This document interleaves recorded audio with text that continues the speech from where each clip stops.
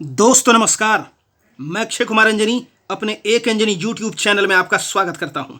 मध्यकालीन भारतीय इतिहास की श्रृंखला को आगे बढ़ाते हुए आज हम आपके सामने एक वीडियो लेकर उपस्थित हुए हैं, जिसमें हम सल्तनत काल के अंतर्गत गुलाम वंश के प्रथम शासक कुतुबुद्दीन ऐबक के बारे में चर्चा करेंगे। यह कोर्स यूनिवर्सिटी और बोर्ड एग्जाम के साथ साथ खास तौर से प्रतियोगिता परीक्षाओं को ध्यान में रखकर डिजाइन किया गया है, जिससे आपको निश्चित ही मदद मिलेगी। तो कृपया इस वीडियो के अंत तक बने रहें और इसे ज़्यादा से ज़्यादा लाइक और शेयर करें। अगर अब तक आपने इस चैनल को सब्सक्राइब नहीं किया है तो इसे तुरंत सब्सक्राइब कर बेल आइकन को भी दबा दें, ताकि मैं जैसे ही कोई वीडियो अपलोड करूं वो तुरंत आप तक पहुंच जाए। तो सल्तनत काल, इसको हम लोग प्रारंभ करते हैं। सल्तनत काल का जो समय है ये 1206 ईस्वी से लेके 1526 ईस्वी तक जाता है। इसमें वंश क्रम है, कुछ देखें कौन कौन से वंश आते हैं इसमें। तो सबसे पहले गुलाम वंश, खिलजी वंश, तुगलक वंश, सैयद वंश और लोदी वंश, ये 5 वंश आते हैं। इसको आप क्रम से पूछा जाता है कौन पहले आया कौन बाद में आया, तो इसको आप दिमाग में जो है रखिएगा, ध्यान में रखिएगा। गुलाम वंश का जो समय है ये 1206 से 1290 तक जाता है।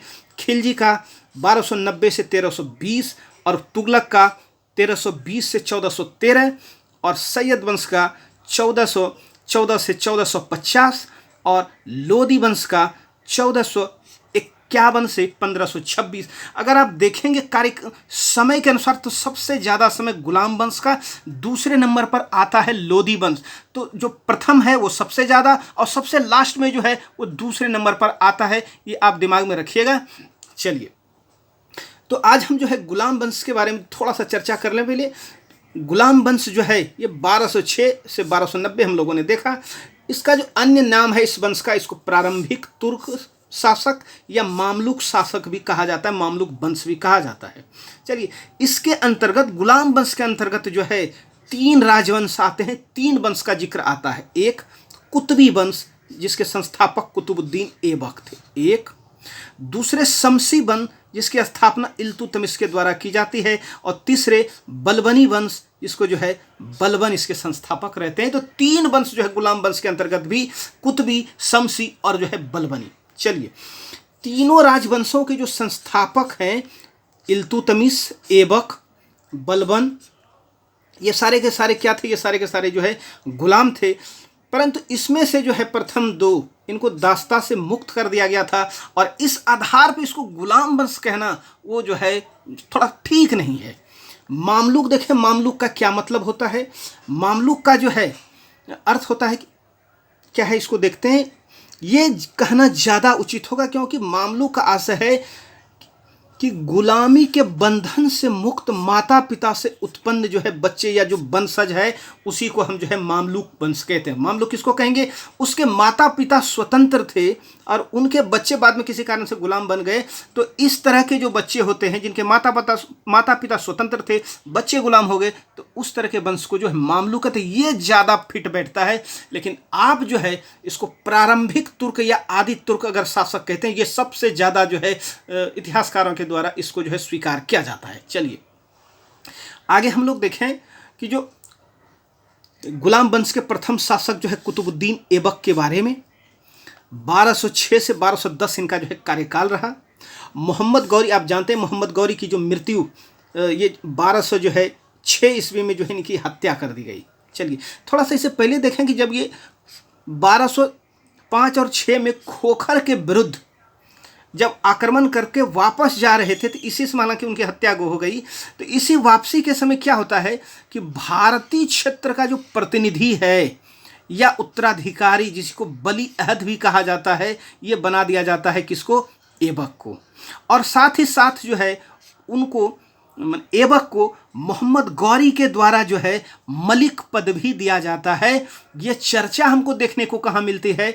फक्रे मुदब्बिर के अनुसार जो है, फक्रे मुदब्बिर इतिहासकार हैं, इनके अनुसार ये मानना है कि जब मोहम्मद गौरी खोखर के आक्रमण से को करके जब वापस जा रहे थे, तो वापसी से पहले जो है भारतीय क्षेत्र का जो उत्तराधिकारी है वो ऐबक को घोषित करते हैं और उनको जो है मलिक पद भी जो है उसको दिया जाता है। चलिए, आप जानते हैं गौरी के जो है कोई पुत्र नहीं था, मोहम्मद गौरी का जो है कोई पुत्र नहीं था, और इसीलिए जो है एक बार वो कहते हैं कि अन्य सुल्तानों के एक या दो बेटे होंगे, मेरे अनेकों हजार बेटे हैं, अर्थात मेरे गुलाम ही मेरे उत्तराधिकारी होंगे और वही मेरे बाद राज्यों के खुतबे में मेरा नाम सुरक्षित रखेगा। ये मानना था किनका? ये मोहम्मद गौरी का ऐसा कहना था। लेकिन ये कहने वाले कौन इतिहासकार हैं? ये है मिनहाज उस सिराज। मिनहाज उस सिराज का ये चीज़ मानना है कि उनके जो है वो गुलामों के ऊपर ज़्यादा भरोसा करते थे। और आपको बता दें कि उनके गुलामों की संख्या जो है वो करीब 17,000 संख्या थी, ऐसा बताया गया। किन के गुलामों की संख्या?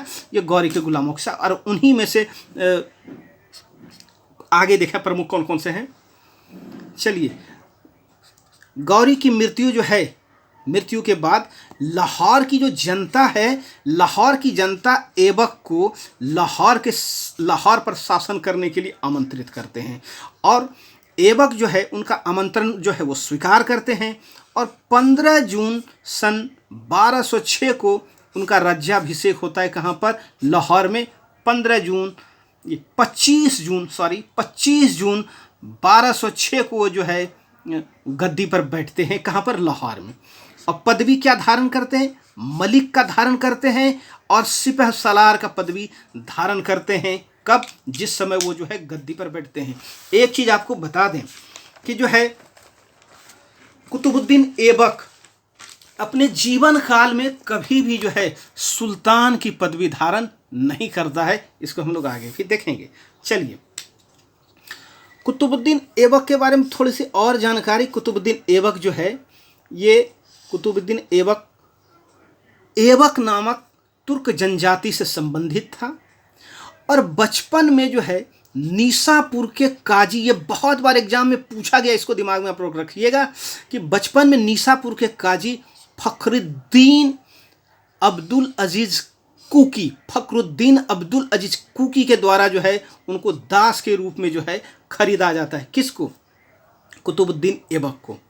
बाद में निसापुर के जो ये काजी हैं, इनके द्वारा इसको गजनी लाया जाता है और इसको जो है गजनी लाया जाता है और यहाँ पर गौरी ऐबक को खरीद लेता है दास के रूप में। चलिए, दास के रूप में खरीदने के बाद गौरी जो है उसकी प्रतिभा से प्रसन्न होकर उनको जो है अमीर आखुर का पद जो है देता है। अमीर आखुर का मतलब उस समय का अस्तबल जो होता है, जहाँ पर घोड़े को रखा जाता था, उसके प्रधान के रूप में जो है प्रोन्नति की जाती है। किसकी? ऐबक की। और ये जो है उनके जीवन का एक जो है नया अध्याय प्रारंभ हुआ अमीर आखुर के पद पर जो है आसीन होने के बाद। गौरी की मृत्यु के बाद गुलाम वंश के संस्थापक होते हैं 1206 ईस्वी में। कौन? ये कुतुबुद्दीन ऐबक। इनकी मृत्यु 1210 में लाहौर में हो जाती है चौगान खेलते हुए। चौगान जो है आजकल के पोलो जैसा, जिस पर घोड़े पर रखकर बॉल को जो है गोल पोस्ट में डाला जाता है, उस तरह का खेल होता था और उसी से जन घोड़े से गिर जाने की वजह से जो है इनकी जो है मृत्यु हो जाती है। किनकी? ऐबक साहब की। और इनको लाहौर में दफनाया जाता है। तो ये इनका बहुत संक्षेप में जो है जीवन परिचय। उपनाम पूछा जाता है, ये कई बार जो है एग्जामों में पूछा गया है। इनको लाख बख्श कहा जाता है। लाख बख्श इसलिए कहा जाता है, ये लाखों के जो है दान करने वाले थे, तो उसके दान करने की विशेषता की वजह से इनको जो है लाख बख्श कहा गया है। और कुरान खां भी इनको कहा गया। किनको? ऐबक को। कुरान खान क्यों कहा गया? बचपन में ये जो है बड़ी ही स्वरीली स्वर में जो है कुरान का पाठ किया करते थे, इसलिए इनका एक उपनाम कुरान खान भी है। किनका? कुतुबुद्दीन ऐबक का। फरिश्ता इनके बारे में कहता है कि यदि व्यक्ति किसी की दानशीलता की प्रशंसा करते थे तो उसे अपने युग का ऐबक कहा जाता था। सोचिए कितना बड़ा दानी था ऐबक कि बाद में किसी व्यक्ति को अगर जो है उसकी दानशीलता की प्रशंसा की जाती थी तो उसको जो है ऐबक के नाम से, उस युग के ऐबक के नाम से जो है पुकारा जाता। अपने आप में बड़ी बात है, लेकिन ये कहना किसका है? ये फरिश्ता महोदय का जो है कहना है। चलिए आगे देखें। ऐबक की मृत्यु लाहौर में हो जाती है और लाहौर के जो अधिकारी हैं, लाहौर के अधिकारियों के द्वारा उनका जो पुत्र है, हालांकि ये विवादास्पद है कि वो ऐबक का पुत्र था कौन, आराम शाह, उनको लाहौर की गद्दी पर बैठा दिया जाता है किनके द्वारा, लाहौर के तुर्क अधिकारियों के द्वारा। लेकिन दिल्ली के तुर्क सरदार और वहाँ के जो नागरिक है वो इसका जो है विरोध करते हैं और वो इल्तुतमिश को आमंत्रित करते हैं दिल्ली की गद्दी पर बैठने के लिए। और इल्तुतमिश उस समय जो है बदायूं का सूबेदार होता है। आप जानते हैं कि इल्तुतमिश जो है उनका दामाद भी था, आगे हम लोग इसके बारे में भी चर्चा करेंगे।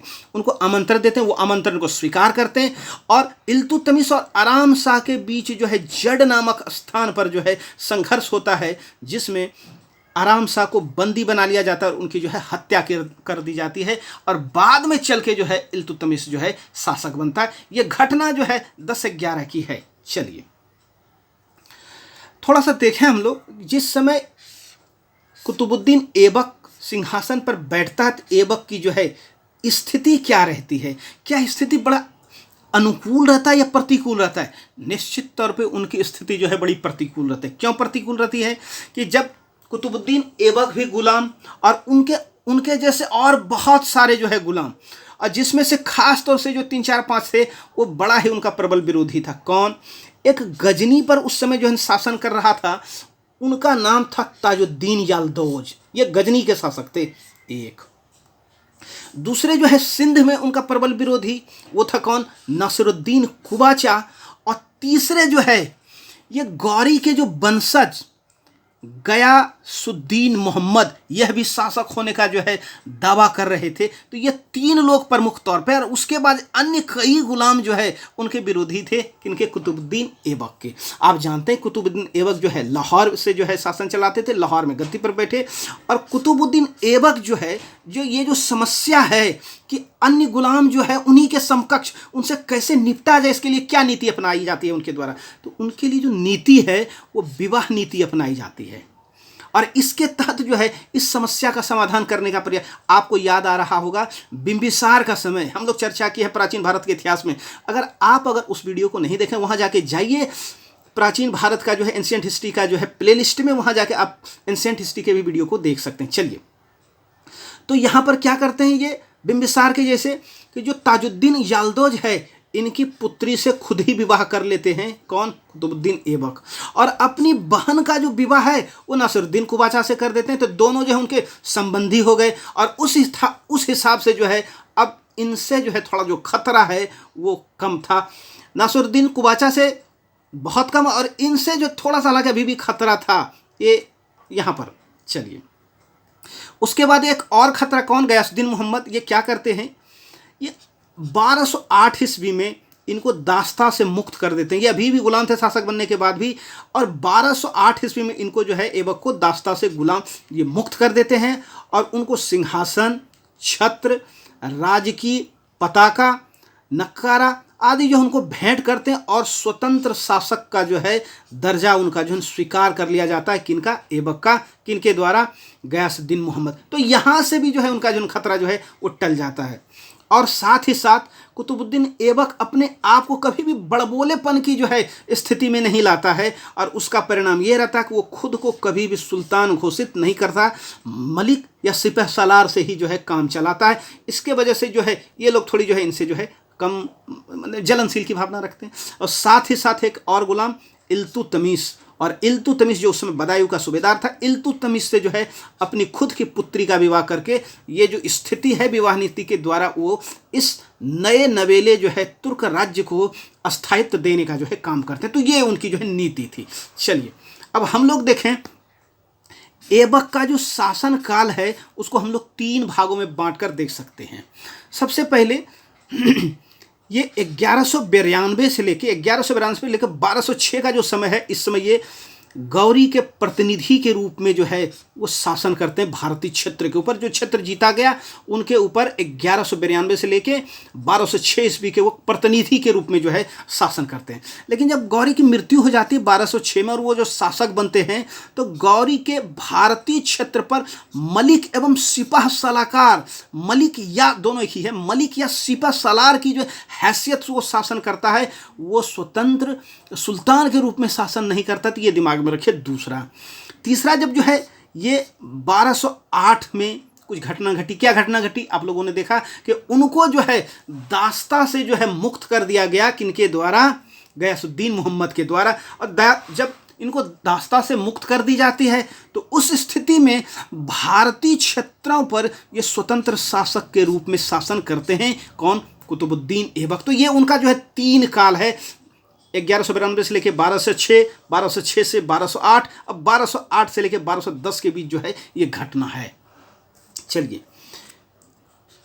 ऐबक ने नए प्रदेशों को जीतने के बजाय जीते हुए क्षेत्र की सुरक्षा की ओर विशेष ध्यान दिया और इसको जो है अपने जो क्षेत्र है उसी को सुदृढ़ बनाने का प्रयास किया गया। किनके द्वारा? कुतुबुद्दीन ऐबक के द्वारा। मिन्हाज उस सिराज ने ऐबक की दानशीलता के कारण उन्हें हातिम दूती कहा है। हातिम दूती की संज्ञा दी गई है किनके द्वारा? मिन्हाज उस सिराज के द्वारा। तो ये दानशीलता वाला जो चीज़ है इनको याद रखिएगा, इनसे पूछा जाता है सवाल। चलिए, हसन निजामी और फ़क्र मुदब्बिर, ये उनके दरबार में 2 विद्वान थे जिनको जो है इनका संरक्षण प्राप्त था और इनके द्वारा जो है रचना की जाती जो कर्म से, ये ताजुल मासीर किनके द्वारा? हसन निजामी के द्वारा। और तारीख मुबारक शाही की जो है रचना की गई किसके द्वारा? फ़क्र मुदब्बिर के द्वारा। तो ये दिमाग में रखिए, यहाँ से बार बार सवाल पूछता है कि हसन निजामी और फ़क्र मुदब्बिर का जो है संरक्षक कौन था? तो ऐबक। चलिए, या हसन निजामी और फ़क्र मुदब्बिर किसके दरबार में थे? तो ऐबक के दरबार में। चलिए, ऐबक ने दिल्ली में, याद रखिएगा, दिल्ली में कुब्बतुल इस्लाम मस्जिद और अजमेर में 2.5 दिन का झोपड़ा जो है इसका जो है निर्माण करवाया। ये दिमाग में रखिएगा। कुब्बतुल इस्लाम मस्जिद पहले क्या था? एक जैन मंदिर था, ये पूछा जाता है। और 2.5 दिन का झोपड़ा पहले एक जो है संस्कृत विश्वविद्यालय था, इसको भी दिमाग में रखिएगा। ऐबक ने विश्व प्रसिद्ध कुतुब मीनार का जो है ये निर्माण कार्य क्या प्रारंभ करवाया, पूरा नहीं करवाया, प्रारंभ करवाया, और जिसे इल्तुतमिश के द्वारा जो है पूरा करवाया गया। ये जो है शेख ख्वाजा कुतुबुद्दीन बख्तियार काकी के नाम पर इसका नाम कुतुब मीनार है। दिमाग में रखिए, कुतुबुद्दीन ऐबक के नाम पर कुतुब मीनार का नाम नहीं पड़ा है। तो चलिए, इस तरह से उम्मीद करते हैं कि इससे आपको कुछ ना कुछ जो है लाभ हुआ होगा। जहाँ भी हैं स्वस्थ रहिए, मस्त रहिए और अपनी परीक्षा की तैयारी में व्यस्त रहिए। थैंक यू, धन्यवाद, बहुत बहुत धन्यवाद, बहुत बहुत धन्यवाद। और इस चैनल को शेयर करना नहीं भूलें, सब्सक्राइब करने नहीं भूलें। थैंक यू, धन्यवाद।